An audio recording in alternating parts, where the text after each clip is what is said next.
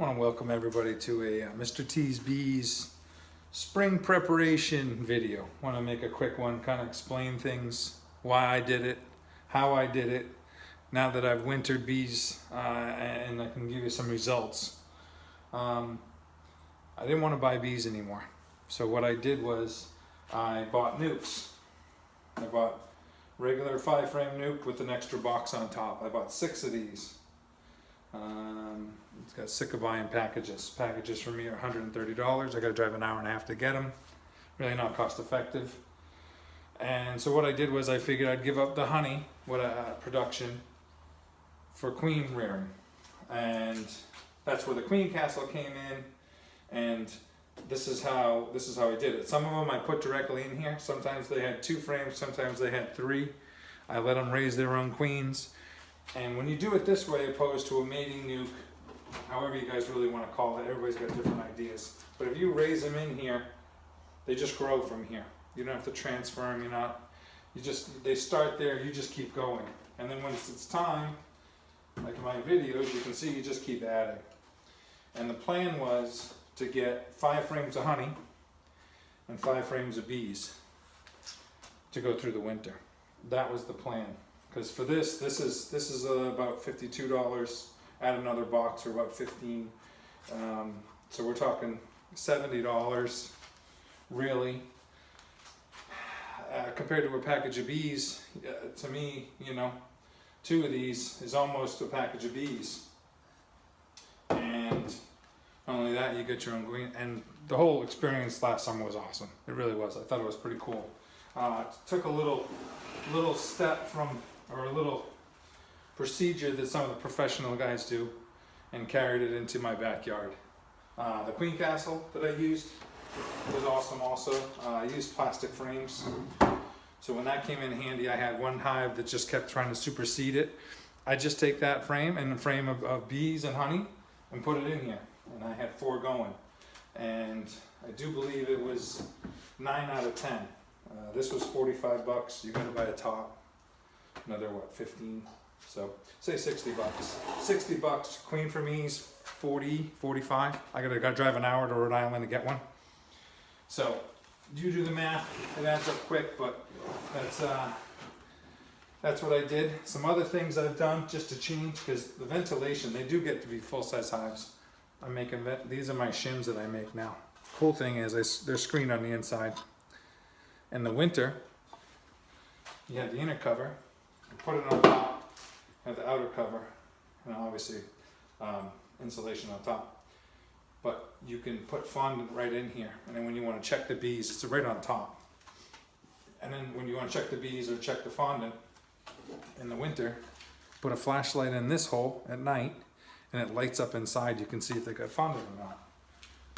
That way I'm not cracking the top of a hive unless I have to. And it works out good, because I noticed that from my videos I've had just a couple of the hives had a lot of moisture. So that was one of my things. The other thing I've decided to try this year is I took DC Honeybee has a video on it, and I made one of these. I made a couple, what I'm doing, and you can see that these are self-containing. And you see that? There's the entrance. You can fit 5 frames with a feeder. So as you can see over here, I'll just switch the video so we all can see. You can see right there I made a couple more. Obviously I got hives I've got to make. I got to stain. And there's my other summer project.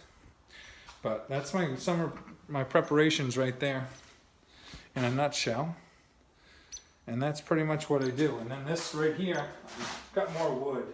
I'm gonna probably try to figure out how to just make a box. So it'll be like this. And I can actually 7 here, because if I take the feeder out, it's actually almost 7 frames. So that's 14 frame. I wintered 10, 14 might be a little bit better. That cost me $20. I changed the plans a little bit because his plans are for if you don't have a table saw. I have a table saw so you can cut the ends in nice. I think that's pretty much it. I mean, the rest of it is all, you know, your boxes. You always got to scrape and clean your frames. Last winter, I had hives in here. Obviously all mine died last winter. This winter, I really don't have anything. I got a couple nukes that I never got to. I got all my honey frames, my queen castle, and just some other shims that I make. The other thing I like to do with the shims is when you're breaking down your hive and you're doing an inspection, you know, you take the top off and use the top for one, and if you got 3 boxes, you got to take that second box off. You don't want to, the bees are coming at the bottom, the bees are on the top. So I like to put a shim across and then put another box. So it's less space that I'm crushing. Little things. Anyways, shims are really easy to make. These migratory top covers, excuse me, are easy to make. And they're just handy. Lots of these. My kids drink this stuff all the time, so all my sugar syrup will go in there. Right now I've got I got 11 hives. I'm not sure. I was thinking about selling 3 or 4 to the bee club. I don't know what to do. It's a lot of hives. I got more coming. But that's it. Spring preparation. The other thing I would suggest is look for discounts. I love Brushy Mountain. I'm not pushing anything, but that's what I like. And they have great sales. So if you want to look at that, I think I got 20% off. I ordered 2 hives, whatever, a bunch of stuff. And when you're doing the nukes, the other thing I suggest is they don't come with frames. So however you do your frames are cost, but keep plenty of frames because that's what happens.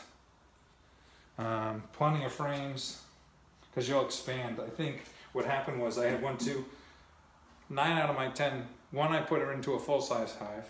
The 2 of the other queens I raised moved into a full-size hive. And there's other ones that just never got 3 boxes deep. So it also gives you an idea how far you can go with them. But they definitely got 10 frames in, starting with 2 or 3. That's pretty much it. And I hope everybody has good luck with their bees. And if you guys have any questions, this is how I do it. It seemed like I take a little bit from everybody. Little suggestions, little ideas. My biggest thing with the queens raising this year was that I think not stopping them and putting them in a queen cage and shipping them off somewhere after 2 weeks. They just started laying, and they started in this box and they moved up, and they just never stopped. I never stopped them. And you can see the videos of some of my spring inspections. I think I got a couple other coming up today. But awesome. But any questions?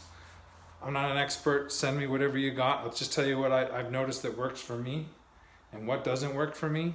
And that's it. So you can see I was out with the bees today. So I have a couple of videos. But good luck, everybody.